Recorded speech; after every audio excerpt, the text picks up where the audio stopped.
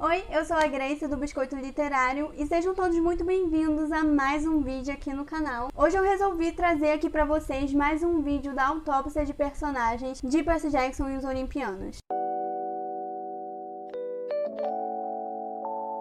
Pra você que não sabe, a autópsia de personagens é um quadro aqui no canal, né, onde eu meio que dou uma de médica legista. E daí, tipo, eu pego assim um personagem aleatório que morreu em algum livro, em alguma saga, e eu meio que analiso as causas de sua morte, né? Não só as causas de sua morte, mas eu também falo um pouco sobre a sua vida, sobre o seu envolvimento, né, com os outros personagens do livro ou da saga. E também, claro, sobre os impactos que a sua morte teve, né, no decorrer do livro ou da saga. Muita gente já veio aqui me perguntar se eu vou fazer a autópsia de personagens só com Percy Jackson e os Olimpianos, né, só com personagens de PJO, HDO e os outros livros do Tio Rick. E a real é que não. Assim, eu pretendo sim fazer a autópsia de personagens com Jogos Vorazes, com as Crônicas de Gelo e Fogo, com Akotá, Tog, mas como eu tenho uma certa familiaridade com os livros do Tio Rick, né, com Percy Jackson principalmente, então eu resolvi começar a autópsia de personagens fazendo vídeos, né, com personagens de Percy Jackson. E lembrando que esse vídeo contém spoilers do 4º volume de PJO, A Batalha do Labirinto, então se você ainda não leu esse livro, eu sugiro que você bote esse vídeo aqui pra assistir mais tarde, vai lá, lê o livro, e aí quando você terminar, você volta pra esse vídeo e termina de assistir.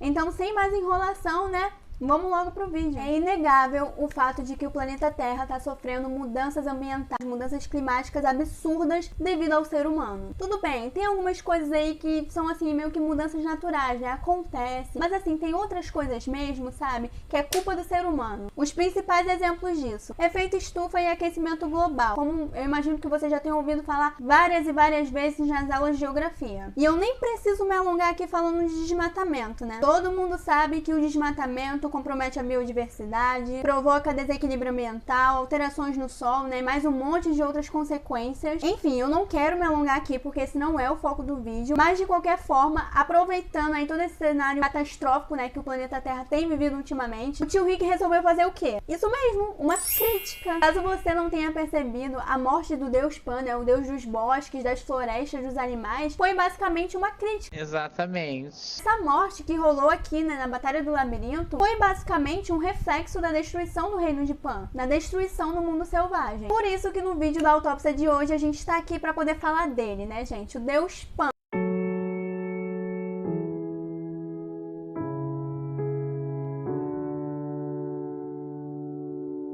Como eu falei anteriormente, né, Pan é o deus dos bosques, das florestas, dos animais, e ele também é o deus dos rebanhos e dos pastores, né? E basicamente assim também é o deus de tudo que tem relação a essas coisas do mundo selvagem. Pan sempre foi representado, né, ele sempre é representado quase como um sátiro mesmo, com chifres, orelhas e pernas de bode, mas com uma certa fisionomia humana também. Pan era um verdadeiro amante da música, e na maioria das representações artísticas ele era retratado, né, com a sua flauta, né, tocando ali a sua flauta, que ele costumava muito assim tocar a flauta pros animais. Era até um negócio meio Disney, um filme da Disney, mas Pan gostava. Era uma coisa que o Pan fazia muito assim no dia a dia dele, sabe? Fazia parte da rotina. O que eu tô falando aqui? Por ter, né, essa aparência curiosa e também por ter ligação com a natureza e tudo mais, o Pan era muito amigo dos sátiros. Eles tinham ali uma amizade muito forte, uma ligação muito legal. Mas acontece que desde a Grécia Antiga, o mundo selvagem estava sofrendo. E aí chegou um momento que não deu mais pra Pan. Inclusive, ele usou um sátiro chamado Lysas. Ele pediu que esse sátiro, Lysas, ele fosse até o mundo mortal, né, e avisasse a galera ali que o grande deus Pan estava morto. O Lysas fez isso, ele chegou até a costa de Éfeso, avisou a todo mundo. Acontece que ninguém queria acreditar que o deus Pan estava morto, porque aquilo era um absurdo. Como assim? O deus do mundo selvagem morto? O que aquilo significava? Será que era o fim do mundo selvagem? Será então que a responsabilidade do mundo selvagem ia passar para outro alguém? Enfim, a galera não queria acreditar que Pan estava morto. Seja como for, a crença de que o deus Pan estava vivo, né, a crença dos sátiros, dos deuses, dos mortais, dos semideuses, de todo mundo, meio que só retardou o inevitável. Só estendeu a longa e dolorosa passagem do deus Pan para a morte. Tudo bem, os deuses não podem morrer, mas eles podem deixar de existir se tudo aquilo que eles representam deixar de existir também, né? Como aconteceu com Deus Pan. Por isso que durante muito tempo, né, sátiros saíram por aí em busca de Pan. O tempo foi passando, né? As coisas do mundo selvagem estavam meio que piorando, desmatamentos, incêndios florestais, caça ilegal, assim, gente, tudo isso estava meio que provocando ali no mundo selvagem toda uma desgraça. E por isso que os sátiros pensaram, pô, a gente tem que achar o Pan, né, pro Pan dar um jeito nessa bagunça. Inclusive, no acampamento Meio-Sangue, existe o Conselho de Anciões do Casco Fendido. Esse conselho é um conselho de sátiros e tudo mais, né? E esse conselho de sátiros não serve apenas para poder mandar sátiros em busca de novos semideuses, não serve apenas para poder ajudar, né, ali nas tarefas do acampamento Meio-Sangue. Não, porque o conselho também manda sátiros em busca de Pan. Mas para isso, o sátiro, ele precisa o quê? Ele precisa tirar uma licença de buscador, como aconteceu com o Grover no final do Ladrão de Raios. E assim, né, o Grover fica muito feliz quando ele tira essa licença de buscador, porque o maior sonho dele era encontrar Pan. E em alguns momentos, né, da série PJO, o Grover pensa que ele sentiu, né, ali a presença de Pan, só que não. Como, por exemplo, no Mar de Monstros. O Grover sente a presença de Pan, sai, né, em busca de Pan e tudo mais, ele vai acabar parando na ilha de Polifemo. Ou seja, ele vai parar numa armadilha, né? Por quê? Porque o Ciclope Polifemo, ele usava o Velocino de Ouro pra atrair sátiro. Peguei vocês, enganei vocês pensaram que fosse outra pessoa. O Velocino de Ouro fazia toda a ilha ficar bonita, sabe? Fazia as flores crescerem, as árvores, né, crescerem também. O Velocino de Ouro fazia tudo ficar vivo, tudo bonito, tudo colorido, aquela floresta, os bosques, os animaizinhos, tudo. Coisa mais linda. E isso meio que atraía os sátiros. Por quê? Porque tinha um poder da natureza, né? Natureza, Pan. Os sátiros pensavam o quê? Que Pan tava lá, né? Como aconteceu com o Grover. Grover foi pra lá, e aí teve que se vestir de noiva, teve que fingir que era noiva lá do Polifemo, uma loucura. Mas enfim, de qualquer forma, na Maldição do Titã, o Grover tem mais sucesso. Enquanto que tava todo mundo ali na missão, né, em busca da deusa Artemis, já tava todo mundo. Tava Bianca, Percy, Zoe, mas quem? Thalia, também não sei como é que vocês pronunciam.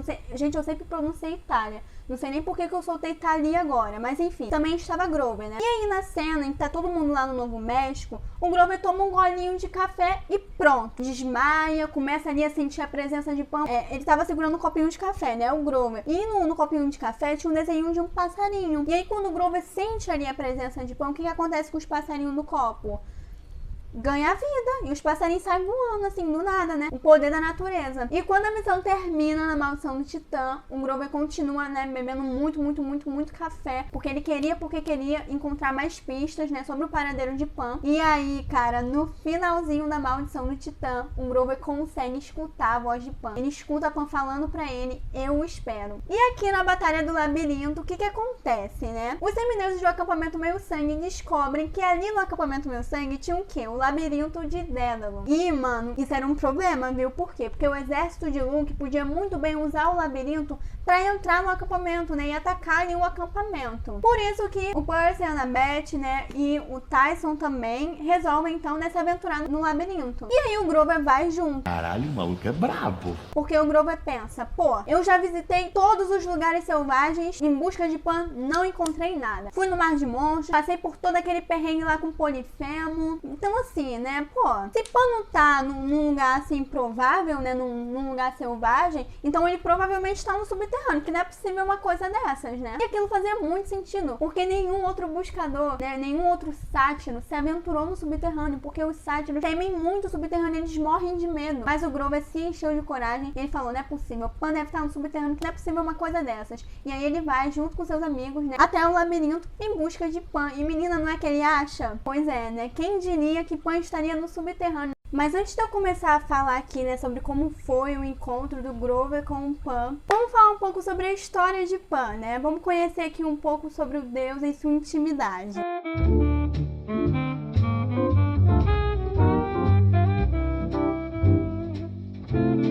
Quando Pan nasceu, devido à sua aparência, né, curiosa e até grotesca, Pan acabou sendo abandonado pela sua mãe. E aí, anos mais tarde, não. Mas assim, sei lá, alguns dias mais tarde, o bebê Pan foi encontrado pelo deus Hermes, que estava por ali de passagem. O Hermes pegou o Pan, embalou assim nos braços e levou para o Monte Olimpo. Quando ele chegou ao Monte Olimpo, os deuses zombaram não só de Pan, mas do próprio Hermes, dizendo, né, que o Hermes era pai daquela criatura horrenda, grotesca. E o Hermes não gostou daquela palhaçada, não gostou daquela zoeira, né? Anos mais tarde, inclusive, ele proibiu Pan de chamá-lo de pai justamente por conta disso, né? Porque Hermes não queria ser feito de chacota, né? Ele gostava de fazer os outros de chacota, mas quando era com ele não gostava não. De qualquer forma, os deuses acabaram tolerando Pan e meio que adotaram ele como uma espécie de mascote, olha só. Isso aí é uma ideia errada. Como eu já falei aqui várias e várias vezes, Pan era o deus das florestas, dos bosques, e a palavra pânico vem do nome Pan. Por quê? Porque antigamente não, né?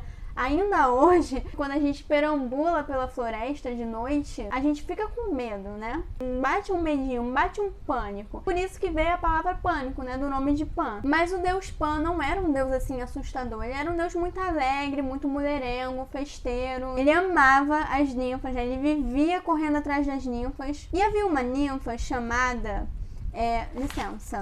chamada Strins. Eu não sei como é que se pronuncia esse nome aqui, mas esse era o nome da ninfa. E Pan, minha gente, Pan era completamente apaixonado por essa ninfa e ele vivia atrás dela, né? Vivia jogando aí todo o seu charme, seus flertes e tudo mais. Só que essa ninfa não queria nada com Pan, né? Por conta da sua aparência grotesca, digamos assim. E aí ela nunca se respondeu às investidas de Pan. E o Pan, assim como qualquer outro deus naquela época, não aceitava um não. Ele continuava perseguindo essa ninfa. E aí, quando o Pan se aproximou demais dessa ninfa, né, a Syrinx, ela se transformou num grupo de juncos para poder, né, escapar de Pan. Só que aí, quando o Pan se aproximou daquele grupo de juncos, bateu um vento assim, e ele notou que saía um som legal, saía um som bacana. É aí que veio a flauta de Pan, né, a famosa flauta de Pan. Eu não sei se você reparou, mas assim, geralmente na flauta, né, não sei na flauta de Pan, mas geralmente na flauta sai um som assim, meio triste, meio melancólico, porque aquilo meio que representava, né, a tristeza da ninfa, porque ela fracassou ali na sua fuga. Ela tinha se transformado num grupo de juncos para poder escapar de Pan,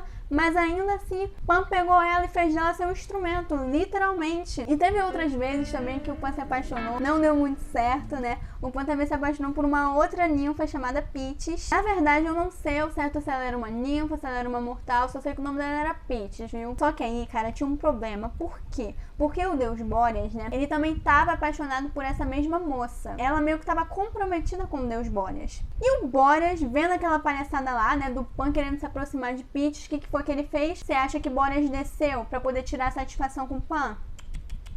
Ele jogou Pitys de um penhasco. E aí, quando Pitys caiu no chão, né, ela se transformou num pinheiro, um primeiro pinheiro. Por isso que o deus Pan também é representado, né, várias vezes com um ramo de pinheiros na cabeça. O Pan também já se apaixonou pela ninfa Eco, né, todo mundo que conhece Eco. Só que aí também não deu muito certo, porque toda vez que o Pan escutava, né, o som da voz de Eco, ele se aproximava, o som, a voz dela se desvanecia no ar, um negócio assim, muito esquisito, né. Ele não entendia muito bem o que estava acontecendo ali.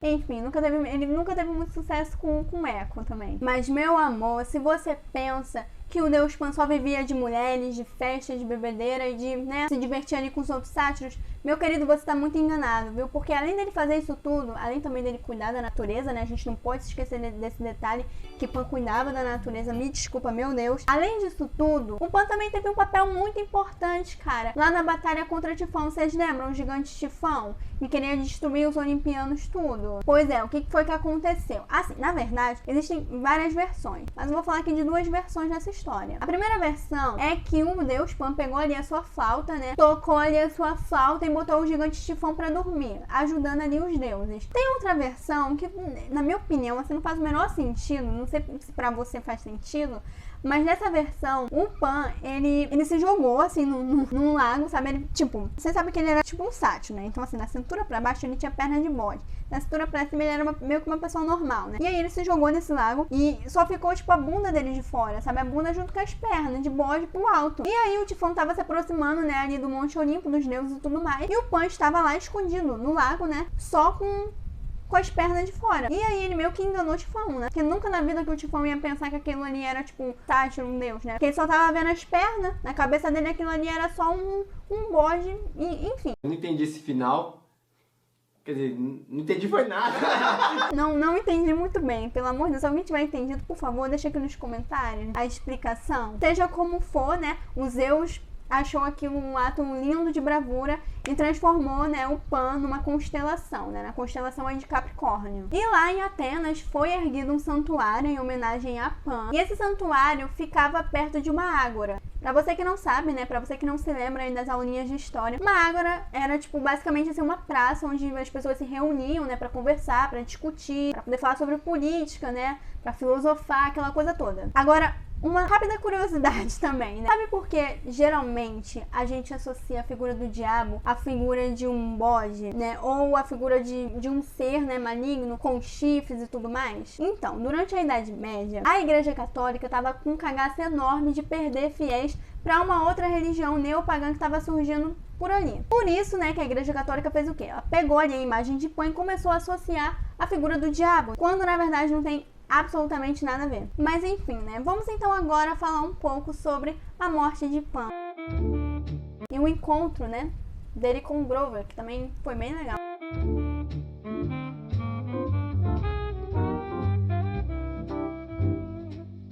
Aqui na Batalha do Labirinto, né, chega um momento da história que tá todo mundo já reunido, tipo Grover, Tyson, Rachel, Percy, Annabeth e o Nico também, né? E aí eles estão perto das cavernas Carlsbad, eu não sei como é que se pronuncia, mas essas cavernas ficam perto do Novo México, ou seja, né, ficam perto ali do último lugar que o Grover sentiu a presença de Pan. E aí eles vão andando por aqueles corredores ali do labirinto, né? Nisso agora a presença de Pan tá mais forte, o Grover consegue sentir, e o Grover meio que guia todo mundo ali para aquele labirinto, né, de corredores. Até que eles chegam então num salão, sabe? Quando eles entram, assim, mais parece uma caverna, sabe? Um salão muito, muito, muito bonito mesmo, de verdade. E nesse salão, parece que pegaram assim, uma parte da floresta amazônica e botaram no salão, gente, porque era tudo muito lindo. Tinha flores, tinha plantas, tinha vários animais. Inclusive, os animais que tinham ali não era nem para poder eles estarem ali, porque esses animais estavam extintos, minha gente.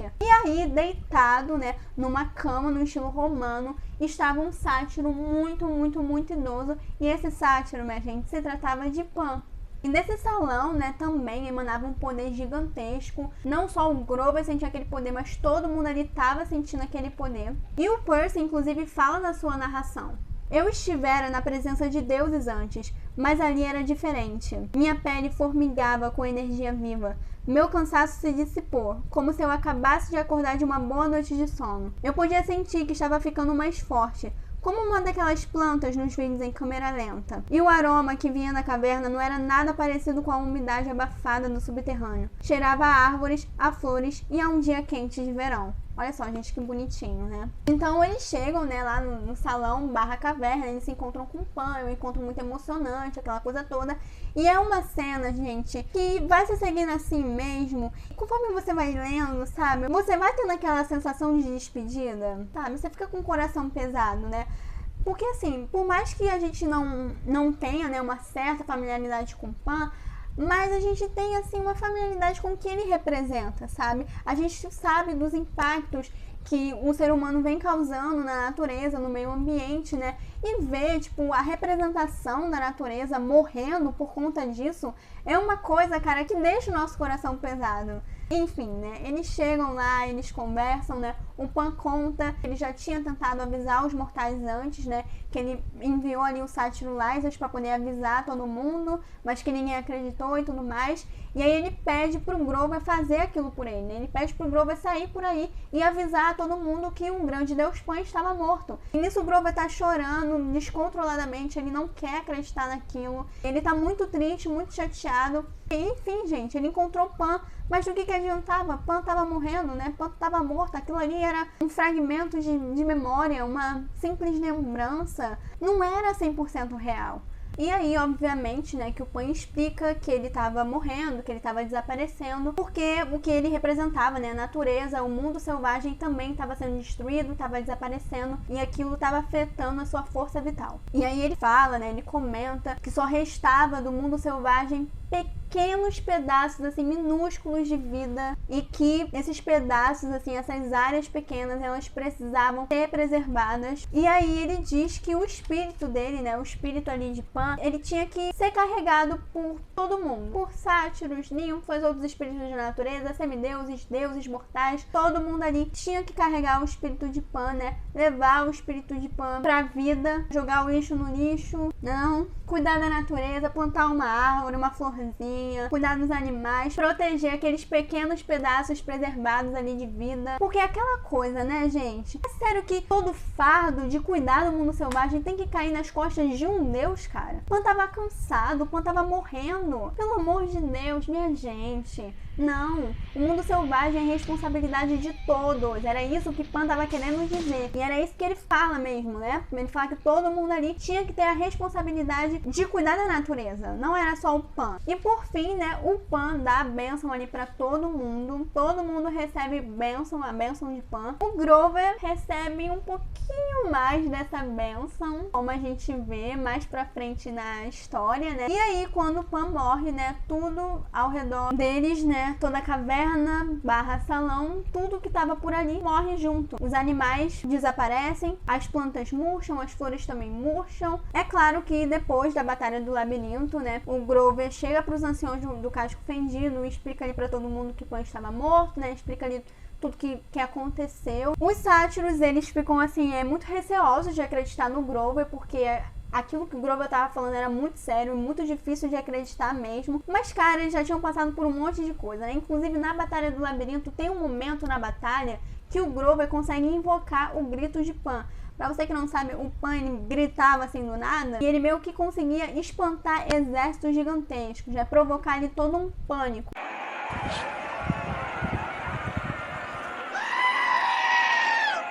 É exatamente isso que o Grover faz no meio da batalha, né? Ele invoca ali o poder de Pan, o grito de Pan. E aí, no finalzinho do último Olimpiano, se eu não me engano, o Grover finalmente se transforma no Senhor da Natureza, tendo um papel muito importante na preservação do meio ambiente. Não só ele, né? Mas todo mundo. Mas ainda assim, né? O Grover, por ter a benção de Pan, por poder invocar o poder de Pan, ele meio que tem, assim, um cargo um pouquinho mais elevado, assim, um pouquinho mais importante, só um pouquinho mesmo. É claro que esse negócio aí de invocar o poder de Pan, né, o grito de Pan, não acontece só aqui na Batalha do Labirinto. Em outros livros da saga também, né, o Grover dá aí o seu show, faz aí o seu gritinho, o seu falsete, né. Vamos então ao resultado da autópsia.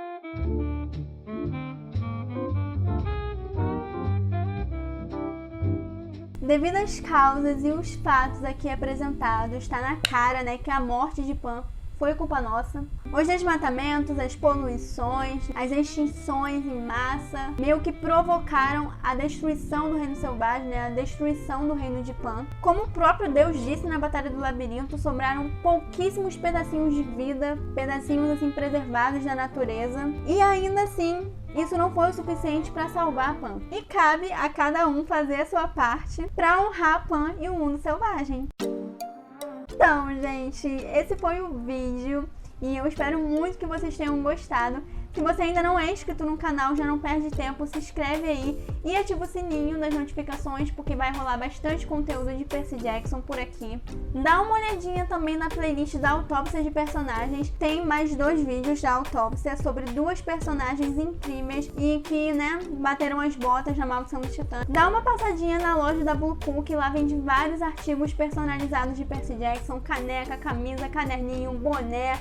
Agora também eles estão vendendo itens também de decoração. E meninas, eles estão com a corda toda, viu? Também não esqueça de usar o meu cupom QUEROBISCOITO10 para garantir 10% de desconto em qualquer produto. Me siga nas redes sociais, dá uma olhadinha nas minhas fanfics. Eu escrevo fanfic de Percy Jackson. Me siga no Instagram, tá rolando bastante meme literário por lá. E é isso, um beijo e até o próximo vídeo. Tchau!